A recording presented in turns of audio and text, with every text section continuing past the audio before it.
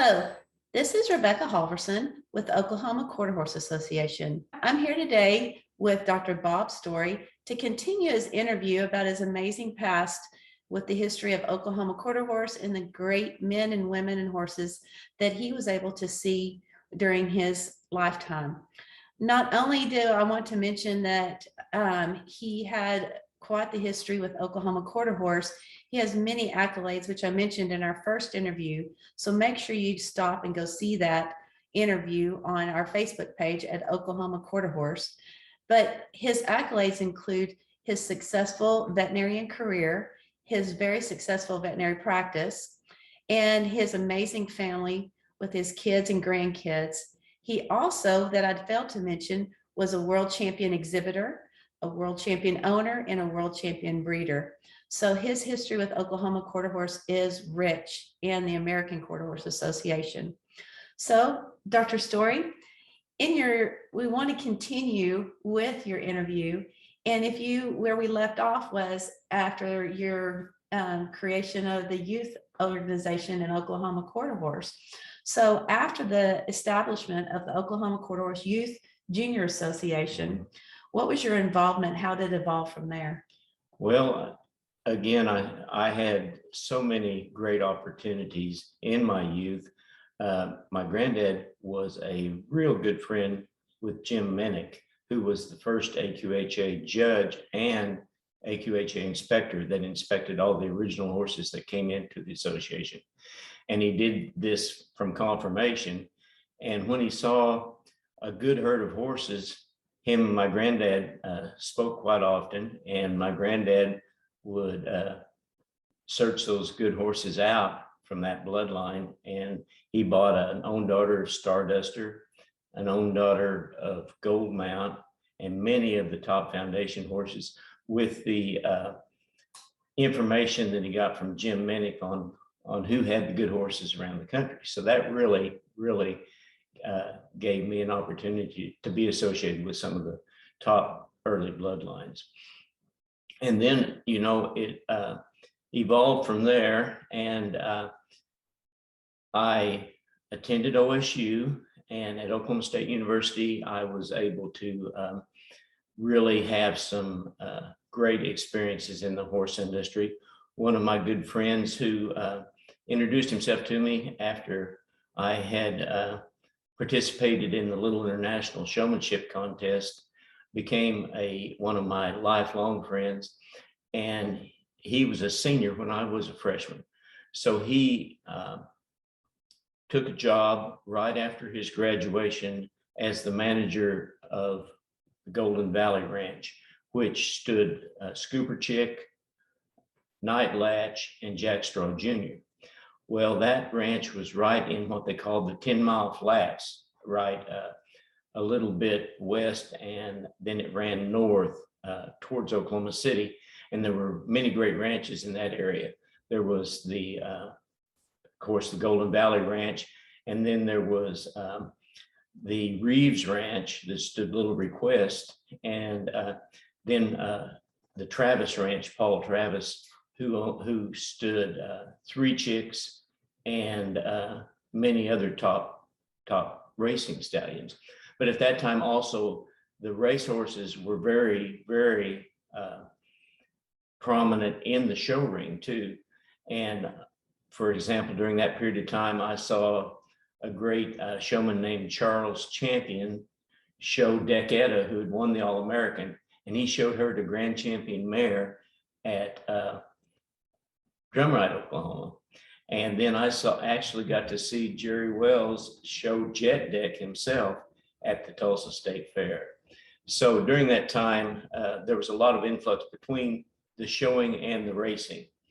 And one of the men that came into my life a little bit later was Joe Kirk Fulton, and he had a Lady Alito bar, and then he got into the racing, and he had one of the first champions that I got to work on in the racing aspect was Dash's Dreams, who was, as a 3-year-old, was the world champion overall racehorse.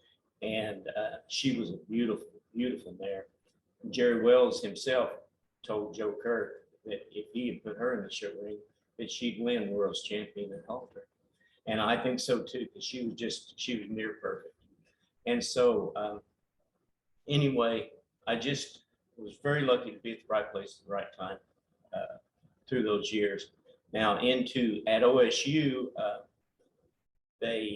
you always run into some really good horsemen or potential horsemen at that age. And like Terry Stewart Forrest was at OSU with me, as was Carolyn Stewart, and Mike McMillan was there. And we had all kinds of people that would eventually be very influential in the horse industry at OSU. And Dr. Story, your friend that you mentioned with the Little International, who was that? Well, his name is Rick McClin, and he was a top stallion handler and ranch manager. He managed both the Golden Valley Ranch, then later on Windward Stud for Frank Merrill. And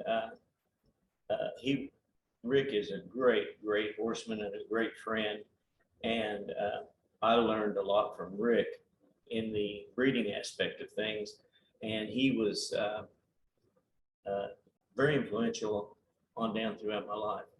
And Rick McClin is better known as Julie Dellen's dad. Yes. And now better known, not so much back then, obviously, and then Dave Dellen's father-in-law. So exactly. Anyway, I wanted to bring him out too, because he's another great Oklahoma horseman. My granddad passed away when I was 15, but I was able to stay involved in the horses. My mother was a barrel racer and very active in the rodeo aspect of things. So I stayed involved, and I stayed involved at OSU. And on the breaks, I would run down there to the Golden Valley Ranch and help Rick and stay down there during a lot of the breaks.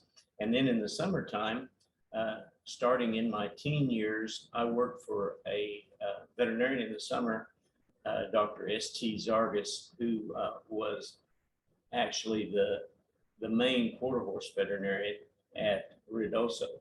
And so I would, as soon as school was out, I would jump in my vehicle and go to Ruidoso.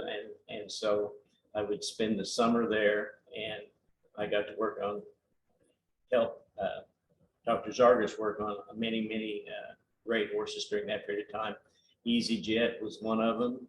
And then Mr. Kid Charge, who was by Kid Myers, the first Supreme champion. And he was out of a depth charge mare. He won the All-American the year after. And I got to help Dr. Zargis with Rocket Wrangler. Rocket Wrangler won the All-American the year before Mr. Kid Charge. And then second to Rocket Wrangler was a horse named Money Bid by Double Bid, who was, he just barely beat him. And Bunny Bid had just won the Rainbow Futurity.